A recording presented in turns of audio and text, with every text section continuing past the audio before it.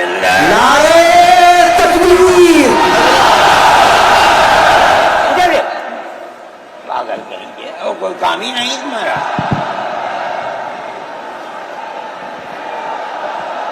بسم اللہ الرحمن الرحیم، الحمد للہ نحمده ونستعینه ونستغفره ونؤمن به ونتوکل علیہ ونعوذ باللہ من شرور انفسنا ومن سیئات اعمالنا، من يهده الله فلا مضل له ومن يضلله فلا هادي له، ونشهد أن لا إله إلا الله وحده لا شريك له، ونشهد أن سيدنا ومولانا محمدا عبده ورسوله، أما بعد، مسلم پرسنل لا بورڈ کے صدر محترم نائیڈو صاحب کے نائب صدر اور ہمارے مہدی صاحب، دوسرے حضرات جو یہاں بیٹھے ہوئے ہیں، اور یہ جم غفیر لاکھوں آدمی جو آئے ہیں جمعیت علماء کی دعوت پر، میں جمعیت علماء کے ان ورکرز اور آئے ہوئے مہمانوں کا دل کی گہرائیوں سے شکریہ ادا کرتا ہوں۔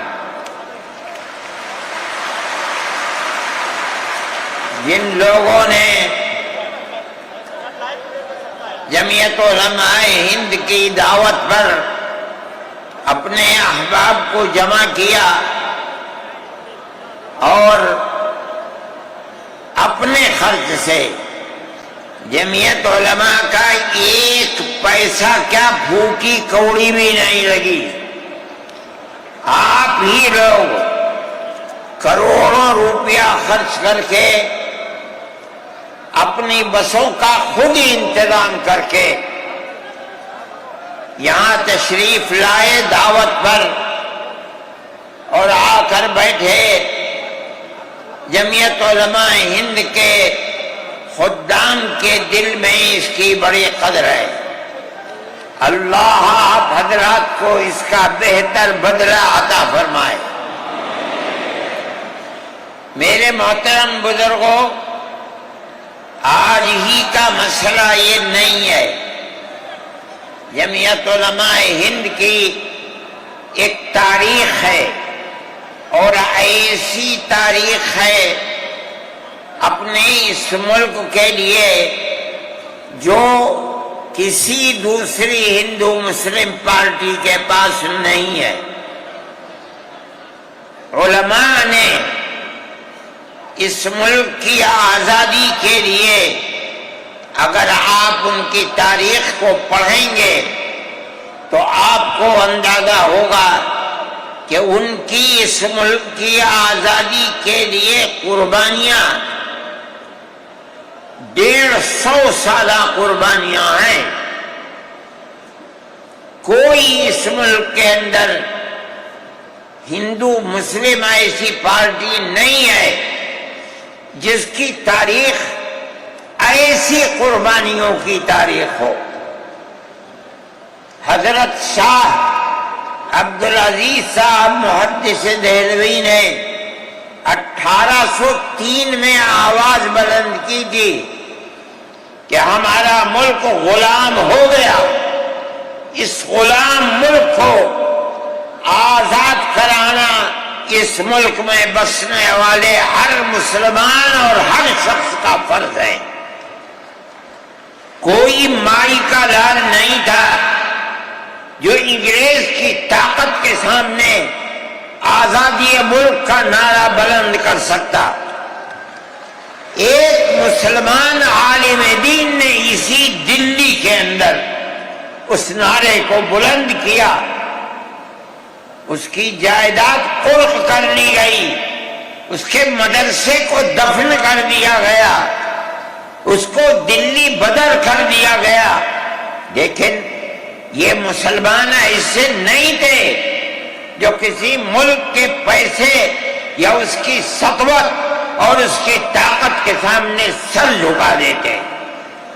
جو انہوں نے اپنا موقف اختیار کیا تھا پتھر کی چٹان کی طرح، اسی طرح اس موقف کے اوپر کھڑے رہے۔ سب سے پہلا جہاد سن 1932 کے اندر ہوا، ہندوستانی لوگ تو جانتے بھی نہیں، اور اس کے اندر لوگ مر گئے، ختم ہو گئے۔ شاہ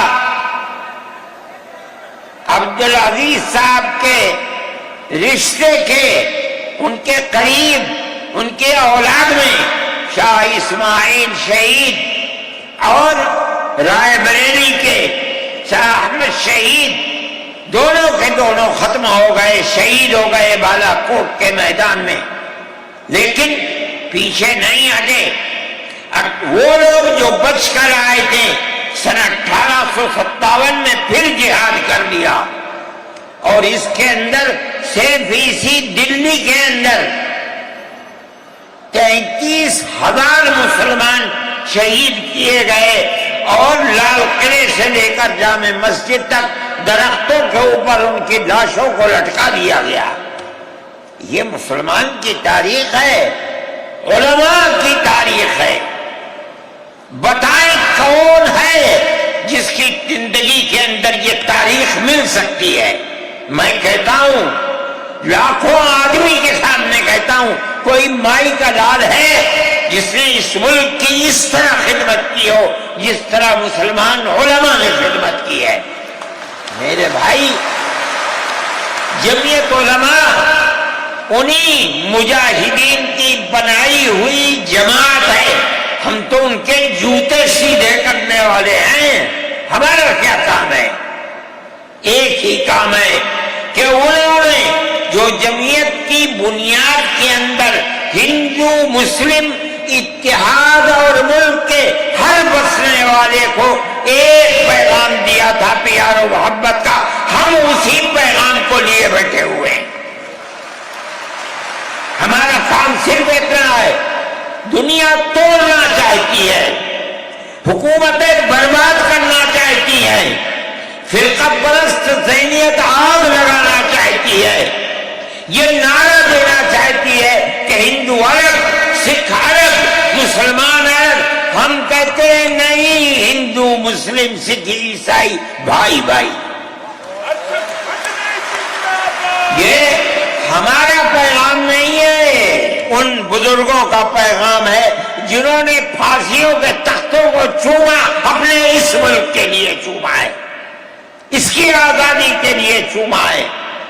اس ملک کے اندر یگانگت اتحاد جس کو آج آگ لگایا جا رہا ہے، ہمارے بزرگوں نے اسی اتحاد کے لیے اپنی قیمتی جانوں کو قربان کیا ہے، اور ان کا مقصد یہ تھا کہ ملک آزاد ہو جائے، حکومت ایسی بننی چاہیے جو حکومت سیکولر حکومت ہو، کسی کا حق نہ جائے۔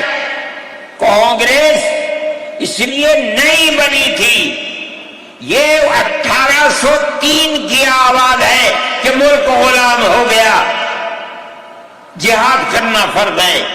کانگریس کا تو وجود بھی نہیں تھا، کانگریس تو 28 دسمبر 1985 کو بنی ہے، اور اس کا پہلا اجلاس بمبئی کے اندر ہوا ہے۔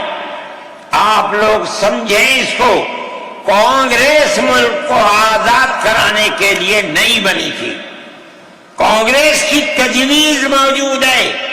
وہ کہتے ہیں کہ ہندو مسلم ملک کے بسنے والوں کی اس جنگ و جدال سے 2 جہاد، سن 32 کا 1857 کا، اس جہاد کے نتیجے میں جو برطانیہ کی حکومت اور ہندوستان کی حکومت میں دوری پیدا ہو گئی ہے، کانگریس کا مقصد تھا کہ اس دوری کو ختم کر دیا جائے، ملک کو اپنے گردن سے زنجیر غلامی کی نکال کر توڑ دیا جائے، کانگریس کا مقصد نہیں تھا۔ میں آپ سے کہتا ہوں یہ بات ہے اور کانگریس کی تجویز میں موجود ہے، کوئی اس کی تردید نہیں کر سکتا۔ کسی نے حضرت گنگوہی رحمت اللہ علیہ سے پوچھا کہ ایک جماعت بنی ہے جو ہندوؤں نے بنائی ہے انگریز کے ساتھ مل کر، کیا مسلمان اس جماعت میں شریک ہو سکتا ہے؟ حضرت نے فتویٰ دیا اور یہ کہا کہ جس طرح اپنے کاروبار میں ہندو مسلمان شریک ہو سکتا ہے، اسی طرح اس پارٹی کے اندر بھی ہندو مسلمان شریک ہو سکتا ہے، بشرطے کہ دین کو کوئی نقصان نہ پہنچے۔ اس فتوے کا نام ہے نصرت الابرار، جو پرانی یونین مکتبیں ہیں، لائبریریاں ہیں، یہ آج بھی وہاں موجود ہے۔ یہ صرف فتویٰ نہیں ہے، یہ اس لیے ہے کہ یہ اشارہ ہے کہ مسلمانوں کو کانگریس کے ساتھ شریک ہونا چاہیے اور کانگریس کے اس نظریے کو بدلنا چاہیے، کانگریس کے اندر مستقل غلامی کی زنجیر کو توڑنے کے لیے اور انگریز کے ساتھ جہاد کرنے کے لیے تیار کرنا چاہیے۔ مسلمان جوق در جوق اس کے اندر شریک ہوئے، کانگریس کے اس نظریے کو بدل دیا اور کانگریس کو ملک کی آزادی کے لیے کھڑا کر دیا۔ یہ مسلمان کا، علماء کا، جمعیت علماء کا کردار ہے۔ کوئی مانے نہ مانے، تاریخ میں لکھی ہوئی چیزیں ہیں، ہم سے پوچھے ہم وہ تاریخ کی لکھی ہوئی چیزیں لیں گے۔ ہماری تاریخ کو مٹا دیا گیا۔ وہ طبقہ جو آج ملک کے اندر اسلام اور مسلمانوں کو دفن کرنا چاہتا ہے، وہ ہماری تاریخ کو دفن کرنے کے اندر کامیاب ہو گیا، مگر ہم کہتے ہیں یہ ہماری تاریخ ہے۔ میرے بھائی، ملک اسی طرح چلتا رہا، جیسے جیسے آزادی قریب آتی رہی، جمعیت علماء ہند وہ تنہا ایک جماعت تھی جو برابر موتی لال نہرو، جواہر لال نہرو، گاندھی جی سے یہ بات کہتی رہی کہ ہمیں ضمانت دو، ہم 143 سال ہیں، ہماری زندگی جہاد کی زندگی، ہمیں یہ ضمانت دو کہ ملک آزاد ہوگا تو اس کا کردار سیکولر کردار ہوگا، دستور سیکولر دستور ہوگا، جس کے اندر ہندو، مسلمان، سکھ، پارسی، عیسائی ہر ایک کو اپنے مذہب کے ساتھ جینے کا حق ہوگا اور حکومت کا کوئی مذہب نہیں ہوگا۔ ہمارے پاس تجویزیں موجود ہیں، برابر ہمیں مفتی کفایت اللہ صاحب جو جمعیت علماء کے اس وقت صدر تھے، نام لے کر ان کے پاس موتی لال نہرو، گاندھی جی، یہ لوگ اپنی ورکنگ کمیٹیوں کی تجاویز بھیجتے ہیں، مفتی صاحب کرم فرما، مفتی صاحب یہ ہے کہ ہمارا ملک جب آزاد ہوگا ہم گارنٹی دیتے ہیں کہ ملک سیکولر ملک ہوگا۔ اس کا کیا مطلب ہے؟ ہمارا کردار، ہمارا مذہب، ہمارا وقت، ہر چیز آزاد رہے گا، مسلمان جس طرح چاہے گا اپنی زندگی گزارے گا، اپنے مذہب کو سینے سے لگا کر زندگی گزارے گا۔ میں یہ بات صرف ہوائی نہیں کہہ رہا ہوں، آپ غور سے اس تحریر کا ایک ایک لفظ سنیں۔ ہری پور ضلع سورت کا اجلاس عام جو 19 20 21 فروری 1938 میں 47 میں ملک آزاد ہوا، یہ اجلاس 1938 میں، اس سے بھی 9 سال پہلے، یعنی آج کے مقابلے میں 80 سال پہلے یہ اجلاس ہوا تھا۔ اس کے اندر تجویز دیکھیے آپ، ورکنگ کمیٹی نے 1937 میں اپنی کلکتے کی میٹنگ میں اقلیتوں کے حقوق پر 2 تجویز پاس کی تھی، اسے یہ کانگریس منظور کرتی ہے، اس وقت کی بات ہے، اور نئے سرے سے اعلان کرتی ہے کہ ہندوستان کی اقلیتوں کے تمدنی، مذہبی اور لسانی حقوق کی حفاظت کرنا کانگریس کا پہلا فرض اور بنیادی پالیسی ہے، تاکہ حکومت کی کسی بھی ایسی اسکیم میں جس میں کانگریس شریک ہو، اقلیتوں کو ترقی اور نشو و نما کا زیادہ سے زیادہ موقع مل سکے۔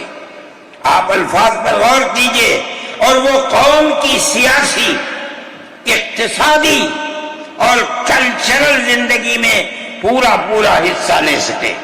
اس کے بعد اس بنیاد پر مسلمانوں کو مطمئن رہنا چاہیے کہ آزاد ہندوستان کی حکومت میں ان کا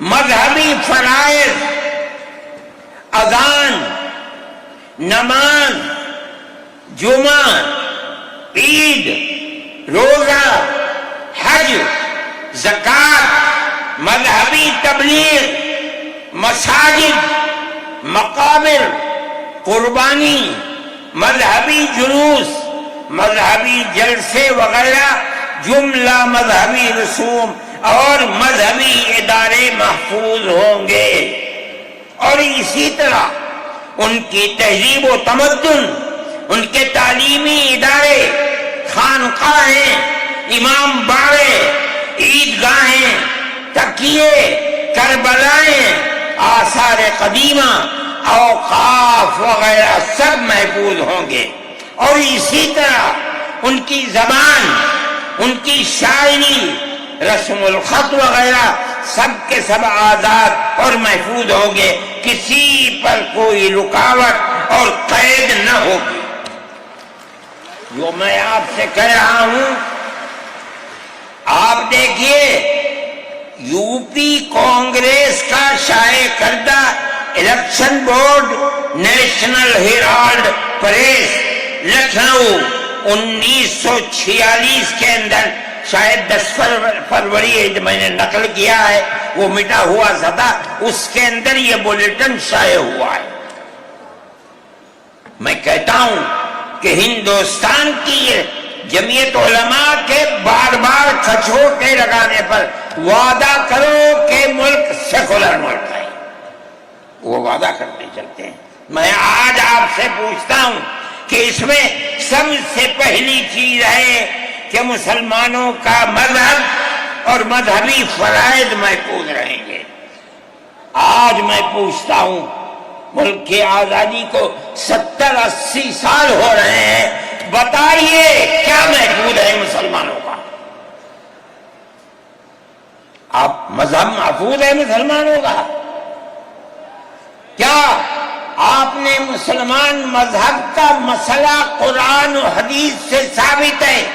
آپ جو کچھ کر سکتے تھے آپ نے نکاح اور طلاق کے اندر کر دیا، مذہب کا محفوظ ہے؟ آپ کی حکومت اتراکھنڈ میں ہے، آپ یکساں سول کوڈ، یعنی کوئی تعلق مسلمان کا مذہب سے نہیں ہوگا، گورنمنٹ جو قائم کرے گی اس کے اوپر مسلمان کو چلنا ہوگا۔ کہاں کا سیکولرزم ہے؟ کیا مسلمان اس پر اطمینان کر سکتا ہے؟ آپ کی زندگی اور آپ کی حکومت کا بنیادی ناپاک پتھر یہ ہے کہ مسلمان کو اپنے مذہب سے آپ دور کر لیں۔ کیا آپ اسے قبول کریں گے؟ یہ آج کی حکومت کا یہ مسئلہ ہے۔ مذہبی فرائض کہاں کے آپ زندہ رہ گئے؟ آج آپ نے مسئلہ بنایا ہے کہ اتراکھنڈ کی ریاست اور شہروں کے اندر مسلمان جو 50 سال سے آباد ہے، آباد بھی نہیں رہ سکے گا۔ یہ آپ کا کردار ہے، یہ تصویر ہے اور ناپاک تصویر ہے، ہم کہتے ہیں۔ جس تصویر کو آپ پیش کر رہے ہیں یہ تصویر سیکولر دستور کی تصویر نہیں ہے۔ ہمارا آج کا یہ کنونشن سیکولر دستور کی حفاظت کے لیے ہے۔ کہاں ہے جی؟ کیا کر رہے ہو؟ اس ملک کو، ملک میں رہنے والوں کے لیے جہنم بنا رہے ہو۔ جمعیت علماء اس کو قبول نہیں کرتی۔ ہم تو کہہ رہے ہیں اس بات کو، کسی کی زبان اٹھتی ہو یا نہ اٹھتی ہو، لیکن ہم کہتے ہیں کہ جو ہو رہا ہے وہ ملک کو آگ لگانے کے لیے، دستور کو آگ لگانے کے لیے ہو رہا ہے۔ جمعیت علماء اسے قبول نہیں کرے گی۔ اگر جمعیت علماء نے اس بدترین حکومت جو یہ کہتی تھی کہ ہماری حکومت میں سورج نہیں ڈوبتا، جمعیت علماء نے کبھی اس کے سامنے سر نہیں جھکایا، اس کے بعد ہم کس کے سامنے سر جھکائیں گے؟ ہمارا سر صرف ایک اللہ کے سامنے جھکتا ہے اور کسی کے سامنے نہیں جھکتا۔ میرے بھائی، آپ ایک اس کو لیتے ہیں، میں کہتا ہوں اے تو بیٹا، آپ کیا کہتے ہیں؟ اس کے اندر جہاں ہے وہاں اسی طریقے سے اوقاف وغیرہ سب محفوظ ہوں گے۔ اوقاف محفوظ ہیں، یہ آپ کے سامنے حضرت مولانا بیٹھے ہوئے ہیں، تقریر کی ہے۔ اوقاف کو ہڑپنا چاہتے ہیں۔ ہماری مسجدیں اسی دلی کے اندر 400 500 سال کی مسجدیں ہیں، جس میں جمعیت علماء کا دفتر بنا ہوا ہے، عبد النبی اکبر کے زمانے کی مسجد ہے۔ اور کتنی مسجدیں جن کے پاس اوقاف، اللہ اکبر، لاکھوں کروڑ کے اوقاف ہیں۔ جونپور میں جا کر کے دیکھو کیسی مسجدیں ہیں، دلی کے قرب و جوار میں دیکھو کتنی بڑی بڑی مسجدیں ہیں۔ ہندوستان کا وہ طبقہ جو ان مساجد کے اوقاف کو ہڑپ کرنا چاہتا ہے، کہتا ہے اگر کسی وقف زمین یا مسجد یا کسی بھی چیز کے کاغذات وقف کے نہیں آئے اس کو وقف نہیں مانا جائے گا۔ کون 500 سال پرانے کاغذات لا کر کے پیش کر دے گا؟ قانون یہ تھا کہ جو مسجد بنی ہے، جو وقف پر بنتی ہے وہ وقف ہے۔ آپ کو کیا درد ہے کہ آپ اس وقف کو ختم کرتے ہیں؟ اس کا مطلب ہے مسلمانوں کی زمین کو ہڑپ کرنا چاہتے ہو، حرام کھانا چاہتے ہو، اس لیے ان اوقاف کو ہڑپ کرنا چاہتے ہو۔ ہم اس کو قبول نہیں کرتے۔ اوقاف ہمارے آباء و اجداد کے کیے ہوئے ہیں، اوقاف اللہ کی ملکیت میں دیے ہوئے ہیں، مسجدیں بنی ہوئی ہیں، آپ ان کی حفاظت کیجئے، اس لیے کہ ہم اس ملک کے رہنے والے ہیں، ہم باہر سے آئے ہوئے نہیں ہیں۔ اگر ہندو گوجر ہے مسلمان بھی گوجر ہے، اگر ہندو جاٹ ہے مسلمان بھی جاٹ ہے، اگر ہندو راجپوت ہے مسلمان بھی راجپوت ہے۔ جاؤ دیکھو کشمیر کے اندر اگر ہندو برہمن ہے مسلمان بھی برہمن ہے۔ ہم اسی ملک کے رہنے والے ہیں۔ کسی کو اچھا لگا یہ مذہب وہ اس مذہب میں چلا گیا، کسی کو یہ مذہب اچھا لگا وہ اس مذہب میں چلا گیا۔ کیا مذہب کی بنیاد پر اس ملک کے اندر آپ ہمیں جینے کا حق نہیں دیں گے؟ ہم اپنے جینے کا حق کو لیں گے۔ آپ نے جس سیاست کو اختیار کیا، آپ 2 الیکشن پہلے دیکھیے کس قوت کے ساتھ بی جے پی آئی تھی۔ آپ نے جس پالیسی کو اختیار کیا، سیکولرزم کو آگ لگانی چاہیے، اس کا نتیجہ اس الیکشن میں کیا ہوا؟ بی جے پی ہار گئی۔ میں کہتا ہوں کہ اگر چندرا بابو نائیڈو کی بیساکھی نہ ہوتی اور ادھر نتیش کمار کی بیساکھی نہ ہوتی تو بی جے پی گورنمنٹ نہیں بنا سکتی تھی۔ کیوں ہوا؟ وہ جو 14 سال پہلے اتنی قوت کے ساتھ آئی تھی کہ لگتا تھا کسی دوسری جماعت کا چراغ ہی نہیں جل رہا ہے، وہ چراغ آج بجھ کیسے گیا؟ اس پالیسی کی وجہ سے۔ ملک کی پالیسی اگر بھائی بھائی کی ہوگی ملک زندہ رہے گا۔ ایک باپ کی اولاد 5 4 3 اگر پیار و محبت کے ساتھ رہیں گے وہ گھر آباد رہے گا، اگر دشمنی ہوگی سب برباد ہو جائیں گے۔ ہماری یہ پالیسی ہے کہ ہندو، مسلمان، سکھ، عیسائی سب ایک دوسرے کے ساتھ بھائی بھائی ہیں۔ آپ اس پالیسی کو کیوں مخالفت کرتے ہیں؟ ہم اسی طرح چلتے ہیں۔ جمعیت علماء ہند کا یہی کردار ہے، جمعیت علماء ہند آج بھی یہی کرتی ہے۔ میں نے ابھی چند مہینے ہوئے میوات کے اندر لوگ لٹ گئے، پس گئے، ان کو جمع کیا، ہم نے ان سب کو 1 لاکھ یا 2 لاکھ روپئے دیے جا کر کے، مسلمان بھی تھے ہندو بھی تھے، ہم نے ان کو دیا، وہ خوش ہو گئے۔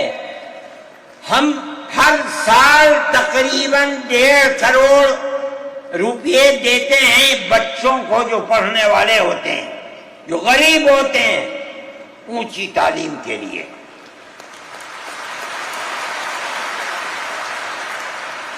اس کے اندر مسلمان بچے بھی ہوتے ہیں، ہندو بچے بھی ہوتے ہیں۔ جمعیت علماء ہر ایک کی مدد کرتی ہے، پڑھیں، ملک کے لیے کام کریں۔ میں جا رہا تھا ایک مرتبہ، بنگلور سے سوار ہوا، مجھے جانا تھا سوئٹزرلینڈ، ایک میٹنگ تھی وہاں سعودی عرب کی، سوئٹزرلینڈ کے اندر۔ میں جب گیا جہاز کے اندر، صبح ہوئی تو میں نے چائے وائے پی، میرے پاس جو پائلٹ تھا چلانے والا وہ آیا، میرا شکریہ ادا کرنے لگا، آپ نے بڑی محبت کے ساتھ۔ میں نے سوچا کیا بات ہے، کیا آپ کیوں؟ کہنے لگے کہ مجھے اس جگہ تک پہنچنے میں جمعیت علماء اگر مدد نہ کرتی میں نہ کچھ کر سکتا۔ مجھے حیرت ہو گئی کہ کیا بات ہے یہ، ہم ہر ایک کی مدد کرتے ہیں۔ کیرلا کے اندر سیلاب آیا، لوگ لٹ گئے، مر گئے، ہم نے مکانات کی مرمت کی، ہم نے مکانات کو اثر نو بنوایا بھی، میں نے چابیاں بھی دی اور تمام میڈیا نے اس کو دکھلایا۔ ہندو بھی تھے، مسلمان بھی تھے، ہندو عورتیں بھی تھیں جن کے ہاتھ میں میں نے چابی دی ہے۔ جمعیت علماء کا یہ کردار ہے۔ ہمارے بزرگوں نے متحدہ قومیت کتابیں شائع کی ہیں، اس کا مطلب ہے کہ ہندوستان کی قوم مذہب کی بنیاد پر نہیں بٹے گی، جو ہندوستان میں رہتا ہے ان سب کی ایک ہی قوم ہے، مذہب کی بنیاد پر قومیں تقسیم نہیں ہوں گی۔ یہ ہمارا کردار ہے، ہم اس کردار پر زندہ ہیں اور اسی پر چلتے ہیں۔ صحیح ہے، یہ ملک کے اندر جو پالیسی چل رہی ہے کہ ان کو مار دو، ان کو گرا دو، ان کو، آسام کے اندر یہ پالیسی آج سے نہیں سن 12 سے چل رہی ہے۔ جمعیت علماء تنہا جماعت ہے ملک کے اندر جو آسامیوں کے مسائل کو جانتی ہے۔ یہاں سے رہنے والے، ان کی زبان اور ہے، ان کا کلچر اور ہے، بہت دور ہے، دنیا کے آخر میں رہتے ہیں، کون جانتا ہے ان کے مسائل کو؟ تنہا جمعیت علماء ہے جو ان کے مسائل سے دلچسپی لیتی ہے، گھستی ہے، کروڑوں روپیہ خرچ کرتی ہے۔ یہ ایک مسئلہ تھا، اس سے پہلے ایک اور مسئلہ تھا، کہا گیا کہ پنچایت اگر کسی کو آسام میں یہ سرٹیفکیٹ دیتی ہے کہ یہ ہندوستانی ہے تو وہ سرٹیفکیٹ نامقبول ہوگا۔ 47 لاکھ آدمی اس سے متاثر ہے۔ جو فرقہ پرست پارٹی تھی وہ کہتی تھی کہ پنچایت کے سرٹیفکیٹ کو قبول نہ کیا جائے.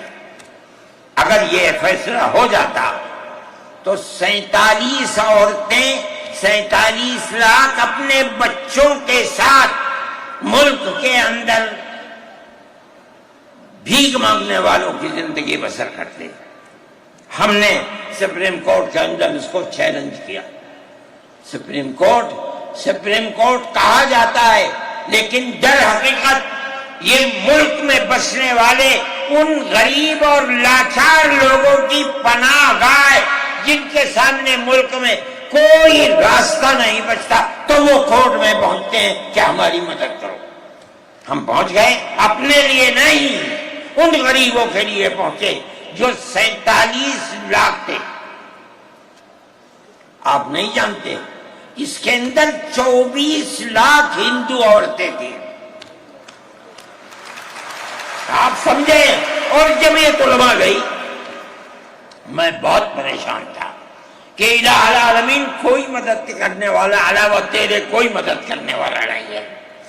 میں اللہ کا فضل کرتا ہوں کہ جو کورٹ اور وہیں کا وکیل چیف جسٹس تھا آسامی کا تھا. مجھے خطرہ تھا کہیں یہ آسامیوں کے ساتھ نہ چلا جائے, گورنمنٹ کے ساتھ نہ چلا جائے. اللہ کی قدرت ہے کہ فیصلہ یہ آیا کہ وہ سرٹیفکیٹ جو پنچایت نے دیا قبول کیا جائے گا. میں نے کہا کہ مجھے اپنی زندگی میں کبھی اتنی خوشی نہیں ملی جتنا آج اس فیصلے سے خوشی ہوئی ہے. کیوں؟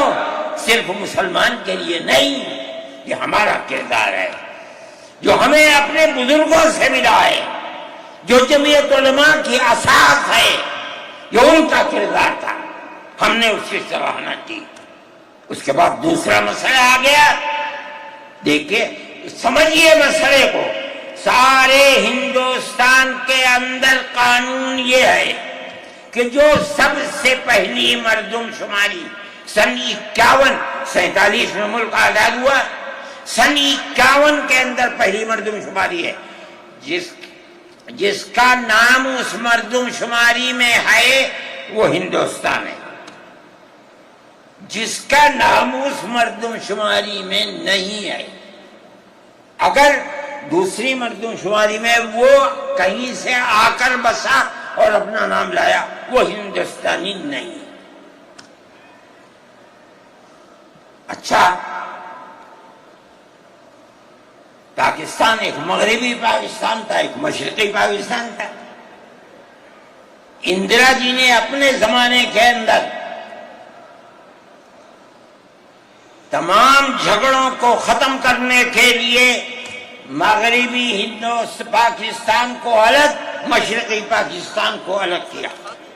جنگ ہوئی, مشرقی پاکستان ٹوٹ گیا اور بنگلہ دیش بن گیا.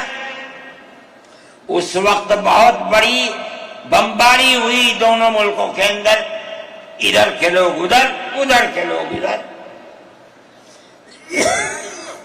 سب لوگ بیٹھے,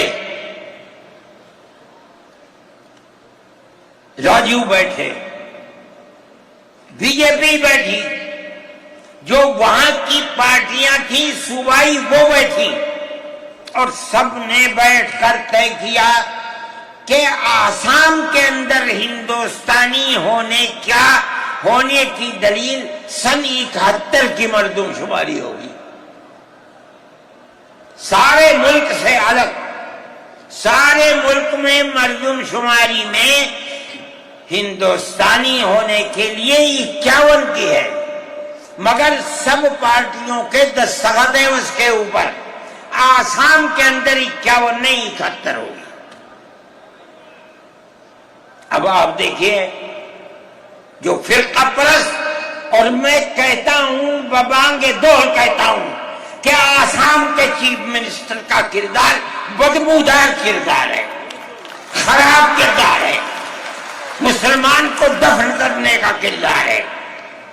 وہ یہ کہتا ہے کہ آسام کے سوا آسام کے اندر مردم شماری 71 نہیں, جیسے سارے ہندوستان میں 51 ہے, اسی طرح آسام کے اندر بھی 51 ہوگی. آپ سمجھتے ہیں اس کا اثر؟ آج اس کا اثر یہ ہوگا کہ اگر 71 ٹوٹ جائے اور 51 پر آ جائے تو آسام کے اندر 1.5 کروڑ بچے اور بڑے سب ہندوستان سے باہر ہو جائیں. کہاں جائیں گے؟ صرف مسلمان کی مخالفت. کھانا ہضم نہیں ہوتا ہے بغیر مسلمان کی بربادی کے. کوئی نہیں تھا، تنہا جمعیت علماء تھی. اس کے اندر بڑا کردار ہے مولانا مشتاق انصر کا، جو جمعیت علماء آسام کے صدر ہیں. وہ میرے ساتھ شانہ بشانہ کھڑے رہے اور 12 سال سے زیادہ مقدمہ لڑا. کروڑوں روپیہ اس کے اوپر خرچ کیا گیا. یہ خدا کی قدرت ہے. آج آیا تو یہ طے کر دیا گیا کہ 51 نہیں، آسام میں 71 ہی بنیاد بنے گا. اس کا کیا مطلب ہے کہ آپ نے آسام کی 80 لاکھ کی آبادی کو زندہ کر دیا جو موت کے کنارے پر کھڑی ہوئی تھی. مجھے افسوس ہے کہ لوگوں کا یہ قول مجھ تک پہنچا ہے کہ انہی نے آسام کے چیف منسٹر سے یہ بات کہی کہ اب کیا ہوگا؟ کہنا ہماری صحت پر کوئی اثر نہیں پڑتا ہے. کیا مطلب ہے؟ ہم آسام میں مسلمانوں کو چین کا سانس نہیں لینے دیں گے. دیکھیں کب تک چلتے ہیں. اگر جمعیت علماء زندہ ہے اور اللہ نے ہمیں زندہ رکھا، ہم دیکھیں گے کہ کیا کرتے ہیں. ہم زندہ ہیں. میرے بھائی، یہ جمعیت علماء کا کردار ہے. ہم اس کے پیچھے چلتے ہیں. جمعیت علماء زندہ باد. مدنی زندہ باد. اتنے موٹے آدمی کی آواز نکلتی نہیں ہے. میرے بھائی، ہمارا یہی کردار ہے. ہم ان مسلمانوں کی مدد کرتے ہیں جو مسلمان مصیبت کا شکار ہیں. یہ فرقہ پرست ذہن جس کا میں ذکر کر رہا ہوں ہر جگہ موجود ہے، ہر وقت موجود تھا. آج یہ زیادہ ہے، پہلے اتنا نہیں تھا. ہر جگہ مسلمان کے لیے، جوانوں کے لیے مصیبت کا شکار ہے. خاص طور پر ہم سے لوگ کہتے ہیں کہ تم ان کے مقدمات کو کیوں لڑتے ہو؟ کہتے ہیں تم دہشت گردوں کی پناہ گاہ ہے جمعیت علماء. یعنی ان کا مفروضہ یہ ہے کہ جتنے لوگوں پر الزام لگا ہے دہشت گردی کا، وہ سب کے سب حقیقت دہشت گرد ہیں. اور جمعیت علماء ان دہشت گردوں کی، ملک ویرودھیوں کی جمعیت علماء مدد کرتی ہے. مجھ سے بھی یہ بات کہی. میں نے کہا کہ تم میں کوئی مائی کا لال ہے تو کھڑا ہو کے بتائے. جمعیت علماء لوور کورٹ نے پھانسی کی سزا دے دی. گجرات کے اندر ہائی کورٹ میں پہنچے، انہوں نے پھانسی کی سزا دے دی. ہم اس کیس کو لے کر، اس کے اندر ہندو بھی تھے، مسلمان بھی تھے، سپریم کورٹ میں آئے. سپریم کورٹ میں ہم نے مقدمہ لڑا اور سپریم کورٹ نے انہیں سب کو باعزت بری کر دیا. میں نے کہا کہ کسی ملزم کے لیے گورنمنٹ ہندوستان کی حکومت نے حق دیا ہے کہ مقدمہ لڑو. اگر کوئی غیر ملکی ہندوستان کے اندر پکڑا جائے، اپنے مدعا کو پیش کرنے کے لیے گورنمنٹ اس کو وکیل دیتی ہے. ہم نے کیا جرم کیا ہے؟ ہم انہیں وکیل دیتے ہیں لڑنے کے لیے، بہتر سے بہتر وکیل دیتے ہیں. ہم کہتے ہیں کہ لڑو مقدمہ، تاکہ دودھ کا دودھ پانی کا پانی الگ الگ ہو جائے، مقدمہ لڑے اور سپریم کورٹ کہتی ہے کہ جھوٹا الزام تھا، جھوٹ ہے جھوٹ ہے جھوٹ ہے۔ ملک کے اندر فرقہ پرستی ہے، دشمنی ہے، ہر طبقے کے اندر ہے۔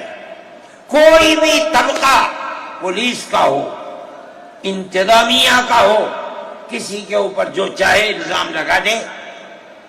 جمعیت علماء آج بھی جو کیس لڑ رہی ہے 1050 کیس ہیں جو lower court, high court, supreme court کے اندر لڑ رہی ہے۔ 1050 کیس ہیں اور اس کے اندر 850 ملزم ہیں۔ ہم لڑتے ہیں مقدمہ، ہم یہ سمجھتے ہیں کہ آپ جس کو ہائی کورٹ سپریم کورٹ تک یہ ثابت کر دیں کہ یہ ملزم ہیں، انہوں نے دیش کے ساتھ ویرودھ کیا ہے، ثابت ہو جائے، ہمارا کوئی تعلق اس سے نہیں ہے۔ جب تک ثابت نہ ہو، پولیس کے کہنے سے یا کسی راستے پر چلنے والے کے یہ کہنے سے کہ یہ دیش ویرودھی ہیں، ہم اسے دیش ویرودھی تھوڑے ہی مان لیں گے۔ ہم جاتے ہیں ہائی کورٹ، سپریم کورٹ میں جاتے ہیں اور ہم دودھ کا دودھ پانی کا پانی کرنا چاہتے ہیں، ہمیں آزادی مل جاتی ہے۔ بتائیے جمعیت علماء ہند، جمعیت علماء ہند، نعرہ تکبیر، نعرہ تکبیر، جمعیت علماء ہند، حضرت مولانا سعید ارشد مدنی صاحب، جمعیت علماء ہند اسی طرح سے کام کر رہی ہے۔ ابھی آپ کے یہاں ہلدوانی کے اندر ہوا، مسجد کو توڑ دیا، شہید کر دیا، گولی چلا کر 6 آدمیوں کو قتل کر دیا، اس کے ساتھ ساتھ 101 آدمیوں کو گرفتار کر لیا اور ایسی دفعات ان کے اوپر لگا دی کہ 1.5 سال سے پہلے ان کی ضمانت نہیں ہو سکتی تھی۔ جمعیت علماء نے ہمارے پاس آئے 70 آدمی، کچھ لوگوں نے اپنے کیس لڑے خوب، کسی کو یقین نہیں تھا کہ اس کے اندر کامیابی ہوگی۔ اللہ کی مدد سے ہم نے اپنے وکیل کو بلایا بمبئی سے، اور اس کے بعد جو بہتر سے بہتر سپریم کورٹ کا وکیل تھا اس کو بلایا اور ہم نے کہا کہ کیس لڑیے۔ 5 پیشیاں ہوئیں اور وہ وہیں جاتا تھا ہائی کورٹ، نینی تال میں شاید ہائی کورٹ ہے، وہاں جاتا تھا، وہ اپنا محنتانہ پورا لیتا تھا۔ 2 پیشیاں ہوئیں آن لائن اور 3 پیشیوں میں وہ گیا وہاں وکیل، اور وہ ایک مہیلا تھی وکیل، مگر بہت بہترین وکیل تھی۔ انہوں نے اپنے کیس کو رکھا، اور ہندوستان میں میں نہیں جانتا ہوں جمعیت علماء اتنے کیسوں کو اتنے سال سے لڑ رہی ہے، بیک وقت 50 آدمیوں کی ضمانت ہو جائے، جن میں 6 عورتیں بھی تھیں۔ یہ پہلی مرتبہ ہوا۔ ہم یہ سمجھتے ہیں کہ یہ ہماری بہت بڑی کامیابی ہے، اللہ کا انعام ہے، اس کا فضل ہے۔ ہم لڑ رہے ہیں اسی طریقے کے اوپر۔ مدارس اسلامیہ، میرے بھائی، مدارس اسلامیہ اس ملک کے مذہبی اعتبار سے جان ہے۔ جمعیت علماء ہمیشہ سے یہ بات کہتی تھی کہ مدارس ام المدارس دارالعلوم دیوبند ہے۔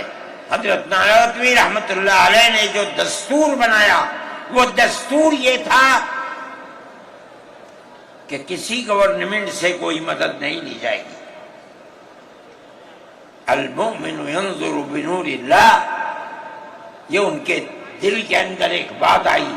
میں کہتا ہوں کہ اگر یہ بات نہ ہوتی اور حکومتوں سے پیسے لے لے کر مدارس چلتے، آج ان مدارس کی جان نکل چکی ہوتی ہے۔ آزاد ہے مدارس، کسی گورنمنٹ کا ایک پیسہ ہمارے پاس نہیں ہے۔ مسلمان رکشا چلانے والا، مزدوری کرنے والا، دولت مند، کاروبار کرنے والا، ہر مدرسہ ایک ہاتھ سے دیتا ہے، دوسرے ہاتھ کو پتہ نہیں چلتا۔ اللہ کا فضل ہے، اسی طرح مدارس دین کی خدمت کر رہے ہیں۔ ہم یہ سمجھتے ہیں کہ دین کی بقا ہندوستان کے اندر، اس کے اندر بنیادی کردار مدارس اسلامیہ کا ہے۔ لوگ کہتے ہیں تبلیغ کا ہے، میں کہتا ہوں ہاں تبلیغ کا بھی ہے، اصل کردار مدارس اسلامیہ کا ہے۔ ارے بھائی، مولانا الیاس صاحب رحمت اللہ علیہ نے تبلیغ کی بنیاد رکھی، کہاں کے تھے؟ مدرسوں سے پڑھ کر کے نکلے تھے۔ مولانا یوسف صاحب نے کام کیا اپنے باپ کے طریقے پر، کہاں سے نکلے؟ مدرسے سے پڑھ کر کے نکلے تھے۔ مولانا چلے گئے، مولانا انعام صاحب، پھر اس کے بعد مولانا اظہار صاحب۔ آج دیکھ لیجئے جو بچے کام کر رہے ہیں وہ سب مدرسوں سے پڑھ کر کے، ان کی اولاد بھی مدرسوں کے اندر پڑھ۔ اصل کردار دنیا کے اندر، ہندوستان میں نہیں، چاہے جہاں دنیا میں چلے جاؤ، اصل کردار مدارس اسلامیہ کا ہے۔ اگر کسی روئے زمین میں آج کہیں کوئی مسلمان اللہ کہتا ہے، میں سمجھتا ہوں دیکھ لو کہیں نہ کہیں کسی مدرسے سے جڑا ہوا ہوگا۔ نعرہ تکبیر! مدارس اسلامیہ! ہندوستان! ہندوستان! زندہ باد! آئین کا محافظ کون ہے؟ ارشد مدنی، ارشد مدنی، آئین کا محافظ کون ہے؟ ارشد مدنی، ارشد مدنی۔ مدارس اسلامیہ کا یہ کردار ہے۔ اسلام کو پھلتا پھولتا دیکھیں، یہ ان سے برداشت نہیں ہوتا۔ مگر یاد رکھیں کہ اللہ کا یہ چراغ نہیں بجھے گا، اسے بجھانے والے بجھ جائیں گے۔ نعرہ تکبیر! آج سے نہیں 1400 سال سے اسلام کی یہی تصویر ہے کہ یطفئون نور اللہ بافواہہم ویأبی اللہ الا ان یتم نورہ۔ اللہ کے چراغ کو پھونک سے بجھانا چاہتے ہیں، اللہ انکار کرتا نہیں، یہ چراغ مکمل ہو کر کے رہے گا۔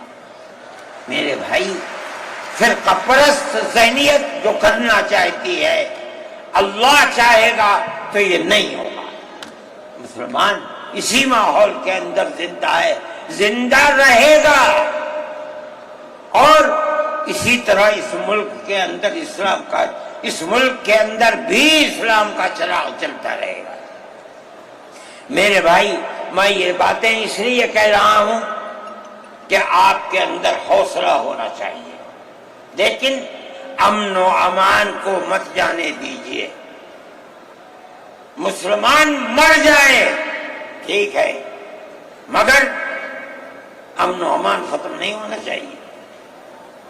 میں نے، ٹھیک ہے، اسلام کو نہیں مانتا آدمی، اللہ کو نہیں مانتا، اللہ کو برا بھلا کہتا ہے۔ ہمارے آقا ہمارے سر اور آنکھوں پر ان کے جوتے ہیں، ہم ان کو اللہ کے بعد دوسری شخصیت سمجھتے ہیں۔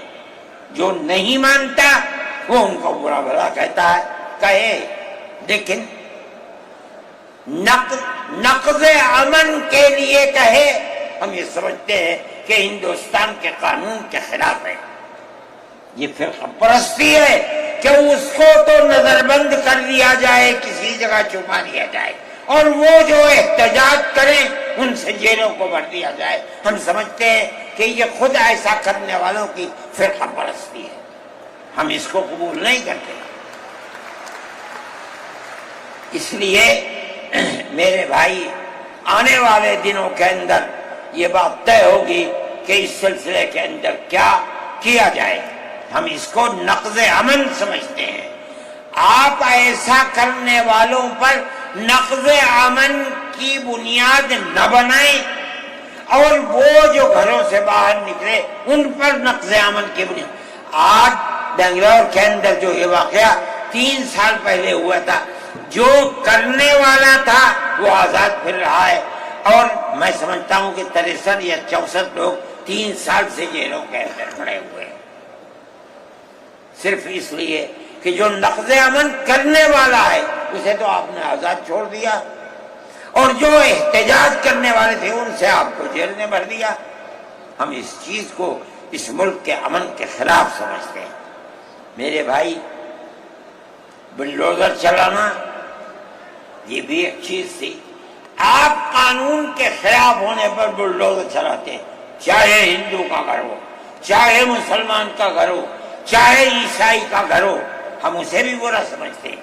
آپ نوٹس دیجئے، چند دن کی مہلت دیجئے، کل آپ نے نوٹس لگایا آج لگا دیں، خراب ہے، لیکن آپ دیکھ لیجئے 95% گھر مسلمانوں کے ہیں، پوری روڈ کے اوپر، جہاں مکانات کہتے ہیں کہ اپنی جگہ سے بڑھے ہوئے ہیں، مسلمانوں کے بھی ہیں، ہندوؤں کے بھی مکانات ہیں، آپ صرف مسلمان کے مکان توڑ دیں۔ پھر دوسری مصیبت کیا ہے کہ اس مکان کے اندر مان لیجئے بوڑھے ماں باپ رہتے ہیں، جس کو آپ نے پکڑا ہے، کوئی غلطی ہوئی ہے، اس کے بیوی اور بچے رہتے ہیں اس مکان میں، غلطی اس ایک آدمی سے ہوئی، آپ پورے مکان کو گرا دیں، ماں باپ کہاں جائیں گے؟ ایسے مکانات کو گرا دیا جس میں وہ کرائے پر رہتے تھے، وہ ان کا مکان بھی نہیں، آپ نے گرا دیا۔ ہم اس کے خلاف، ہم یہ سمجھتے ہیں کہ گورنمنٹ کا یہ عمل ملک کے دستور اور آئین کے خلاف ہے۔ اس لیے جمعیت علماء ان تمام چیزوں کے اوپر نکیر کرتی ہے، اور ہم یہ سمجھتے ہیں کہ اگر یہ ملک زندہ رہے گا تو اخوت و ہمدردی اور پیار و محبت کے ساتھ زندہ رہے گا۔ جمعیت علماء کی یہ پالیسی ہے، ہم سب کو ساتھ لے کر چلتے ہیں، کسی کی مخالفت نہیں۔ یہ پنڈت جی بیٹھے تھے، شاید چلے گئے، تھک کے آئے، استنجے کو گئے کہ اتنا بڑا ٹیکا لگا ہوا ہے، کہنے لگا میں تو آیا ہوں جلسے میں شریک ہوں گا۔ میں نے کہا کوئی دیکھے گا تو کیا کہے گا؟ جی کہنے دے جو چاہے کہے، میرے تعلقات سب سے ہیں، میں ہر ایک سے اپنے تعلقات، چاہے کوئی ہندو ہو چاہے مسلمان ہو، میں نے اپنے بچپن میں دیکھا ہے کہ حضرت رحمت اللہ علیہ کے پاس ہندو بھی آتے تھے، مسلمان بھی آتے تھے۔ میں نے یہ بھی دیکھا ہے کہ ایک گاؤں کے اندر جبیرن میں حضرت کار سے جا رہے تھے، میں بیٹھ گیا، وہاں جا کے میں نے دیکھا کہ ایک ہندو جو اس گاؤں کا پڑھا لکھا آدمی تھا، ہو سکتا ہے حضرت کے ساتھ کہیں جیل میں ہو، اس کے یہاں اس زمانے کے اندر جب پانی نکالنے کے لیے انجن کا رواج نہیں تھا، اس نے لگایا اور حضرت کو بلایا تھا کہ حضرت اس کے اندر بسم اللہ کر کے شروع کر دیں۔ حضرت کا بڑھاپا تھا، وہ اسے چلانے، تو وہ بھی لگا اور بھی لوگ لگے اور حضرت بھی لگے اور اسے چلایا اور پانی نکلنے لگا۔ یہ تعلقات تھے، ہم آج بھی اسی کے اوپر قائم ہیں۔ بغیر پیار و محبت کے ملک نہیں چلے گا، آپ کو یہ چلانا پڑے گا۔ آپ اسلام اور مسلمان کی مخالفت کریں اور اسے برباد کریں، یہ چیز نہیں چلے گی۔ میں اس سلسلے کے اندر جو گٹھ بندھن کی پالیسی ہے میں اس کو اچھا سمجھتا ہوں۔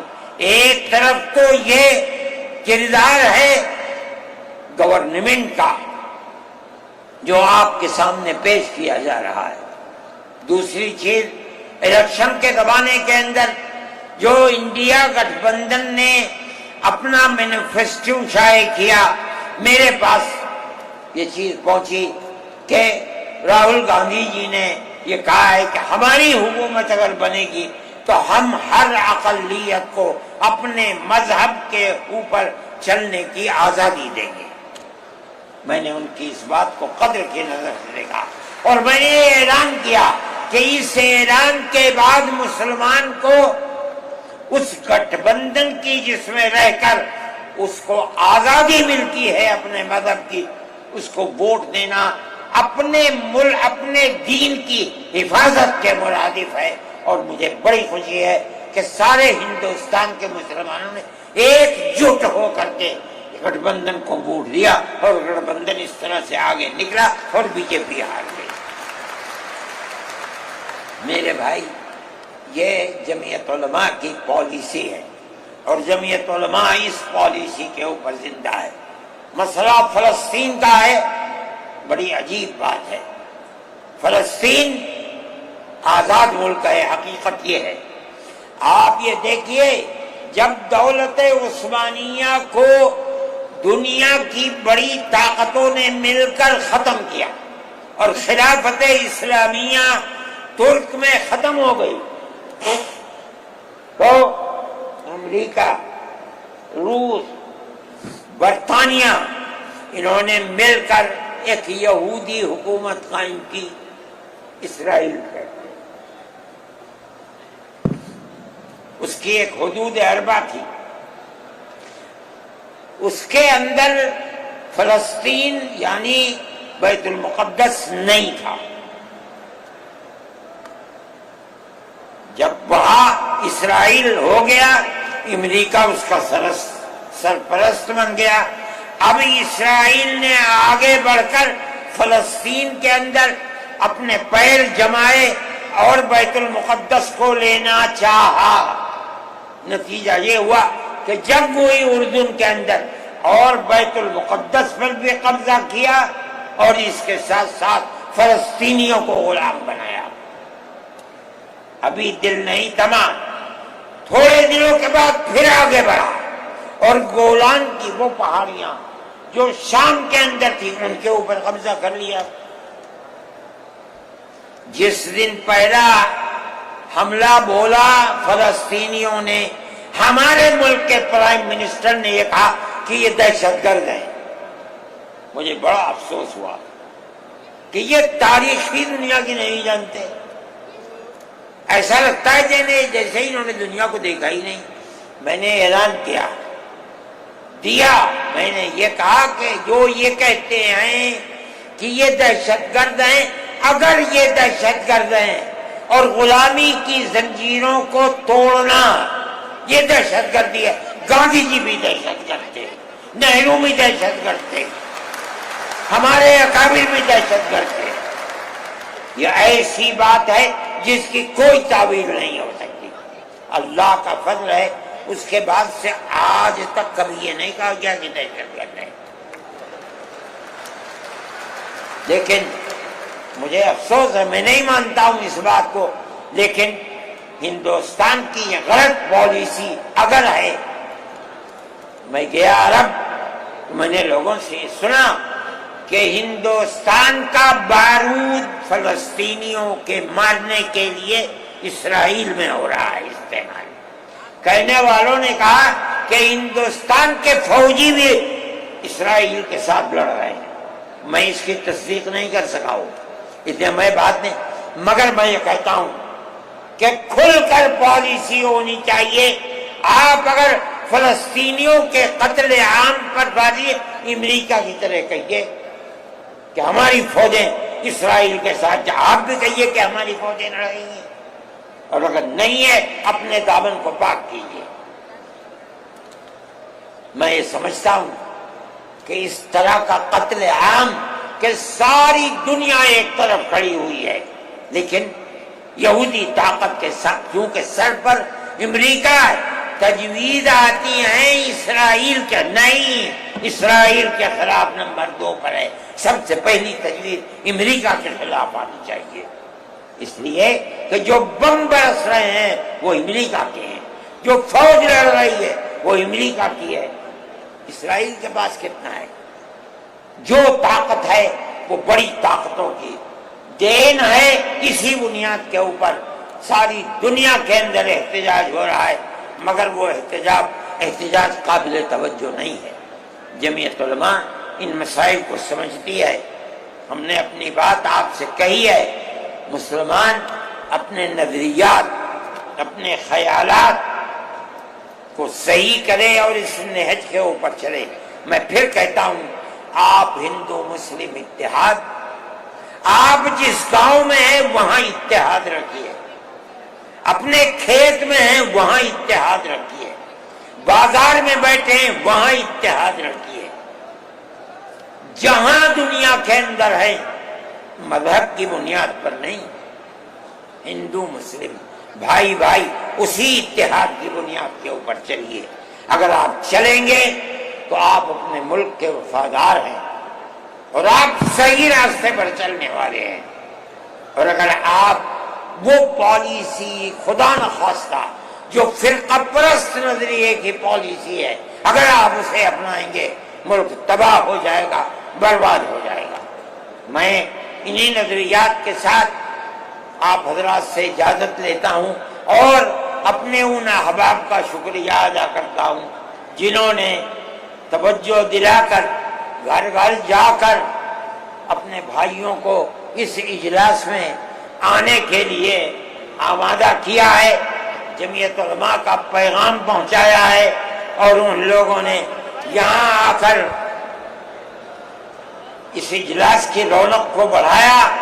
میں شہر دلی کے ان لوگوں کو جنہوں نے 25,000 لوگوں کو جو سیدھے رام لیلا گراؤنڈ میں پہنچے تھے ان کے ناشتے کا بندوبست کیا، اور جمعیت علماء کے آواز بنانے والوں کے لیے محبت کا معاملہ کیا، میں ان کو بھی دلی شکریہ ادا کرتا ہوں۔ وآخر دعوانا جمعیت علماء ہند، جمعیت علماء ہند، مولانا ارشد مدنی صاحب، مولانا ارشد مدنی صاحب، نعرہ تکبیر! اللہ اکبر! جمعیت علماء ہند! یہاں آؤ، جمعیت علماء ہند! ہندوستان آگے بڑھو! ہندوستان لوگ جاتے ہوئے بہت بڑی تعداد ایک دم نکلے گی، بہت سوچ سمجھ کر امن و امان کے ساتھ اپنی گاڑیوں کو نکالیں۔ کوئی بات خلاف دستور نہ ہونی چاہیے، ایسا نہ ہو کہ پریشانی کا سبب بنے۔ امن و امان کے ساتھ آہستہ آہستہ جمعیت علماء ہند ہندوستان، مولانا ارشد مدنی ہندوستان، جمعیت علماء ہند۔ ہاں، یہ جو جین صاحب ہیں، ٹینٹ والے جنہوں نے یہاں کے انتظامات میں بہت جمعیت علماء کا ہاتھ بڑھایا ہے، انہوں نے پانی کی بوتلوں کا انتظام کیا اور جمعیت علماء کے ساتھ تعاون کیا، اور بہترین بسکٹ بھی لائے جو مہمانوں کو کھلایا گیا، اس لیے ہم ان کا بھی شکریہ ادا کرتے ہیں۔ ہاں بھائی، یہ بہت اچھی چیز ہے۔ آل محمد صاحب جو اس دلی گورنمنٹ کے بڑے اچھے سمجھدار آدمی ہیں، انہوں نے ہر مسئلے میں ہمارا تعاون کیا۔ جو یہاں بینک پانی کی کھڑی ہوئی ہے وہ بھی ہیں، ہاں یہ ہے وہ آل محمد صاحب کے دور، انہوں نے بڑا تعاون کیا۔ یہ آپ کی گورنمنٹ کے آدمی ہیں مگر ہمارے ساتھ انہیں محبت ہے، میں ان کا بھی شکریہ ادا کرتا ہوں۔ مدارس کی تجویز میں 5 جج کا ذکر غلط ہے، 3 جج ہے۔ اللہم انا نشہدک